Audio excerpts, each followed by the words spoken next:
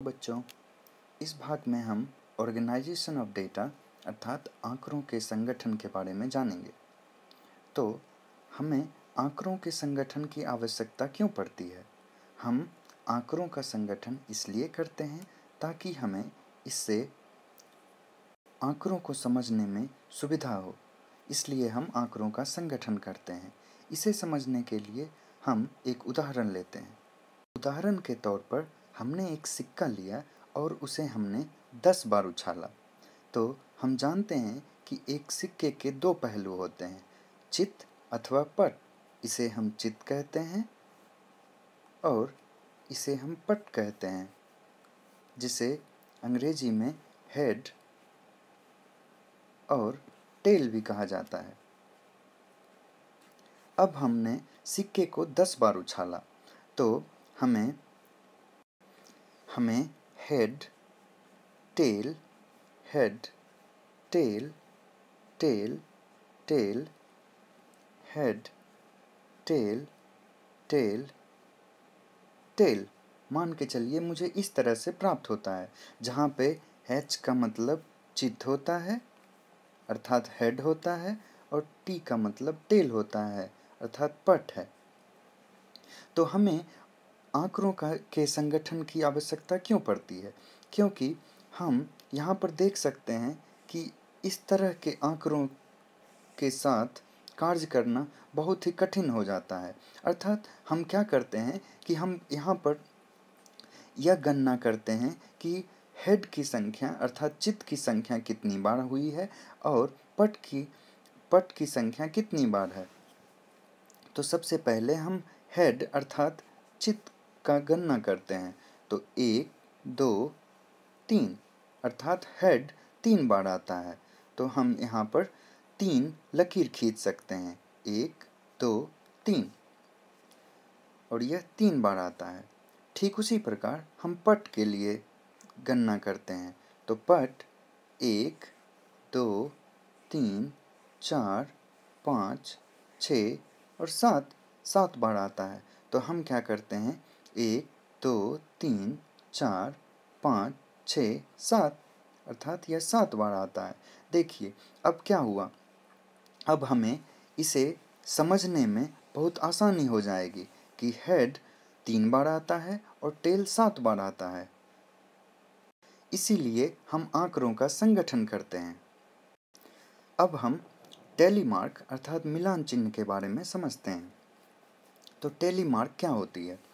तो हमने देखा कि पिछले उदाहरण में हेड अर्थात चित्त की संख्या 3 थी, जिसे हमने 3 लकीरों के साथ अंकित किया और हमने 3 लिखा क्योंकि इसकी संख्या 3 है।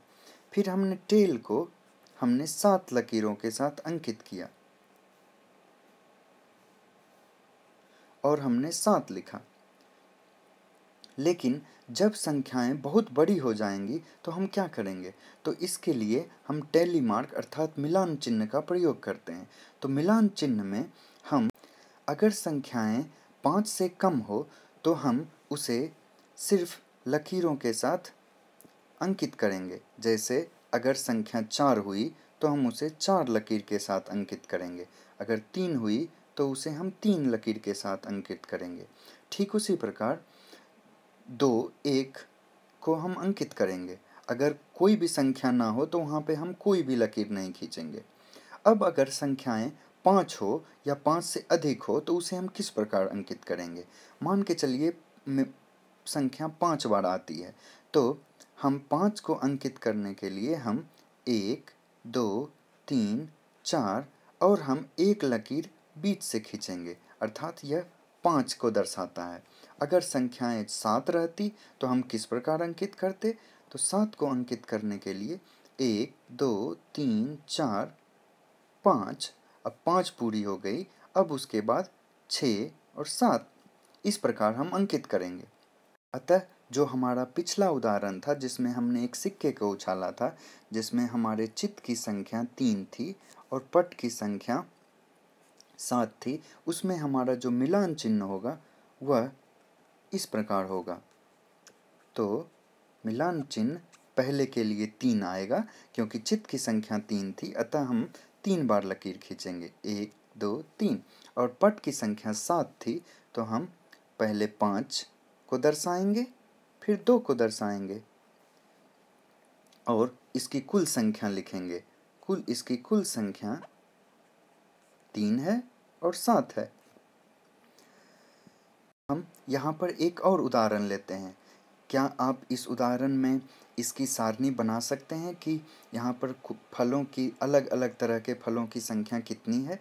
तो हम देख सकते हैं कि यहाँ पर केले की संख्या 3 है, अर्थात हमारे पास 3 केले हैं। उसे दर्शाने के लिए मिलान चिन्ह होगा 1 2 3।